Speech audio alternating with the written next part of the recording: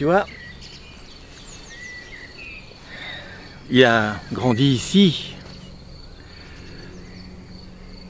mais après en être parti une fois grand, il n'était jamais revenu. Jamais.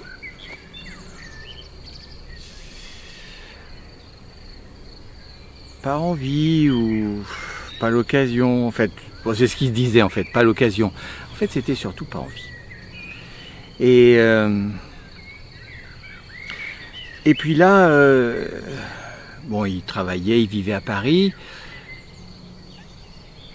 Et puis ses affaires l'ont appelé là à Chambéry. Il s'est dit, mais bah tiens, finalement pas l'occasion. Bah si, l'occasion. Pourquoi j'irai pas? Pourquoi je retournerai pas là où j'ai grandi, là où j'étais petit? L'autre rendez-vous était un peu plus tard dans la soirée et il s'est dit, bah pourquoi pas? Donc il était arrivé en train et il a demandé à un taxi de l'amener, oh pas jusque là quand même, non, parce qu'il voulait arriver lentement. Il voulait prendre le temps de sentir à nouveau ce qui avait été chez lui. Donc le taxi l'a posé au bout du plateau, il a fait les quelques dernières centaines de mètres à pied. Et puis quand il est arrivé là, il a soulevé la corde là qui barre le chemin un peu plus bas. Pas grand chose avait changé. Bon, le champ qu'il avait toujours connu et labouré avec la vigne là-dessous semblait abandonné depuis longtemps. Et puis surtout la maison, elle était en triste état. Elle était dans l'état où on la voit maintenant. Lui, il l'avait évidemment pas connue comme ça. Cette maison, elle était pleine de vie. Avec ses parents, son frère, sa sœur. Donc il s'est approché, il ne savait pas trop s'il avait envie de rentrer.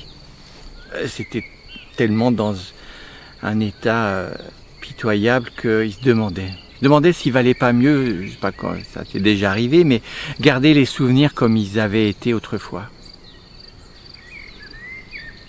Et puis, bon, il a fait un peu le tour de la maison, il a vu les portes ouvertes, presque prêtes à tomber. Il a bien remarqué que partout où il y avait des choses en bas, là, rangées autrefois, il n'y avait plus rien. S'il y avait eu des choses à emporter, les gens les avaient emportées. Cette maison qui avait été à vendre n'avait jamais trouvé preneur, elle était restée comme ça. Et il s'est dit, bah ouais, finalement, pourquoi pas rentrer?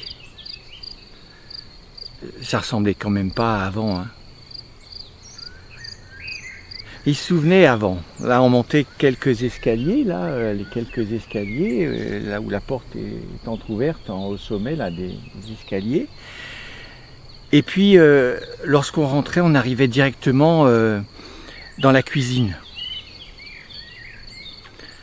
La pièce qui était toujours chaude, parce qu'ailleurs, non, c'était pas toujours chaud. Hein.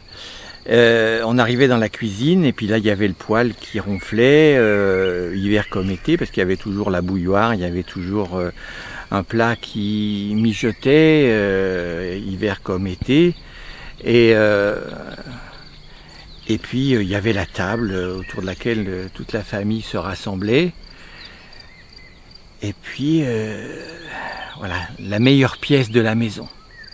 Quand il est arrivé en haut, évidemment, ça ressemblait pas. Hein. Pour un peu, il serait presque ressorti tout de suite, et puis il l'a aperçu, là, au fond.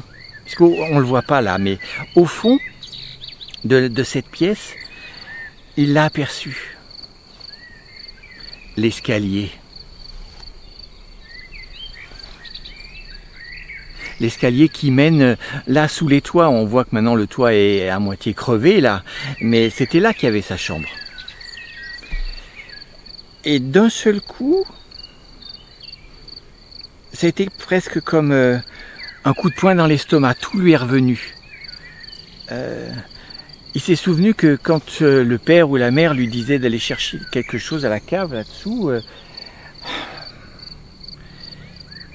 Bien sûr, il y allait, il n'y avait pas de lumière, il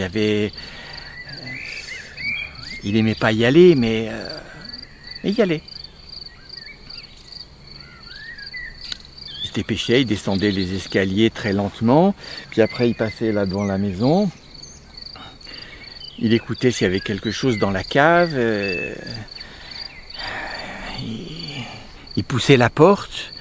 Et puis très très vite, il savait exactement où trouver la bouteille qu'on lui avait demandé d'apporter. Voilà. Donc très vite, il prenait ce qu'il avait à prendre, il ressortait, il claquait la porte, il remontait.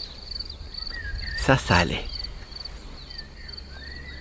Mais par contre, il y avait l'escalier. Et l'escalier, c'est ce qui montait à sa chambre. Et tous les soirs, c'était pareil.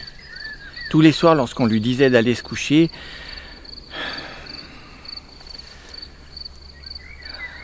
il avait toujours une excuse, il avait soif, ses parents n'étaient pas très câlins, mais enfin bon, il demandait quand même le bisou. Et puis bon, finalement, on l'envoyait coucher. Alors il fallait bien qu'il monte. Sauf que, pour lui, enfant, au sommet de l'escalier, là-haut, il y avait la bête de l'escalier qui l'attendait. La bête de l'escalier. Il faisait un peu le désespoir de son père, parce que son père lui disait, mais enfin, écoute, il n'y a aucune bête, jamais personne n'a vu une bête là-haut, quelle bête d'abord, et puis la bête de l'escalier, non mais écoute, il va falloir que tu grandisses un peu quand même. Mais bon, le temps passait, et quoi qu'il arrive, chaque fois qu'il fallait monter cet escalier, puis l'escalier était noir, donc il y avait un peu de lumière en bas, parce que c'était là avec la cuisine, mais...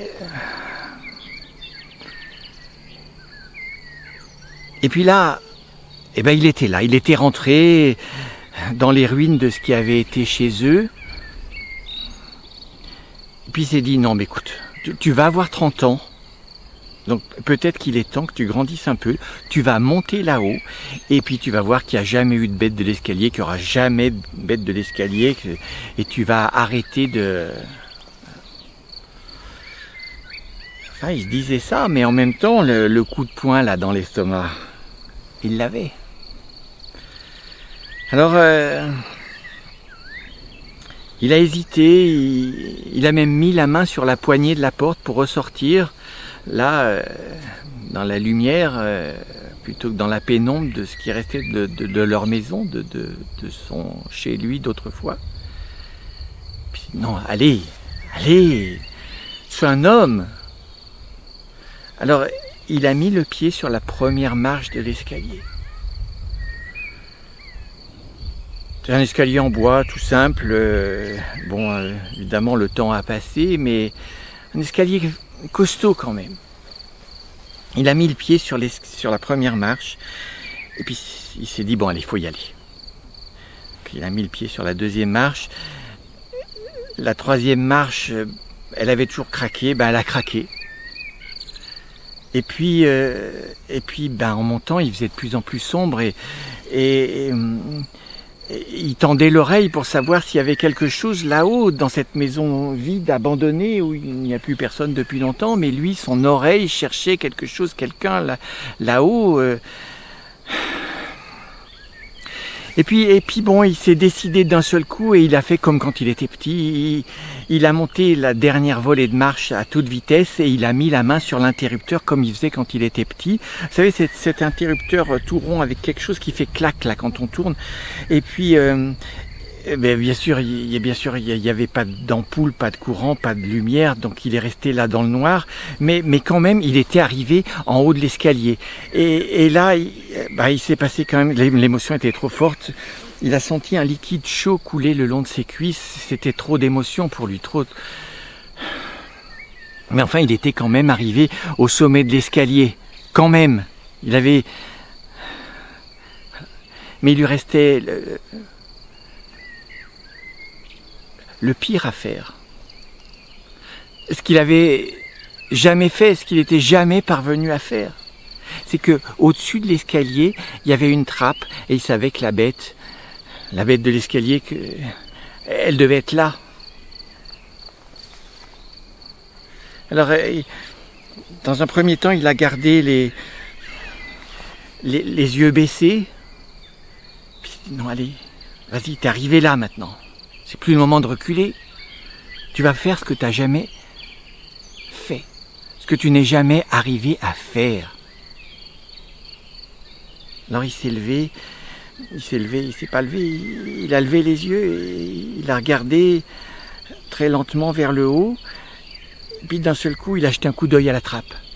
Et là, la bête de l'escalier, elle l'a mangé. Pendant tout ce temps-là, la bête de l'escalier, elle l'avait attendu pendant tout ce temps-là.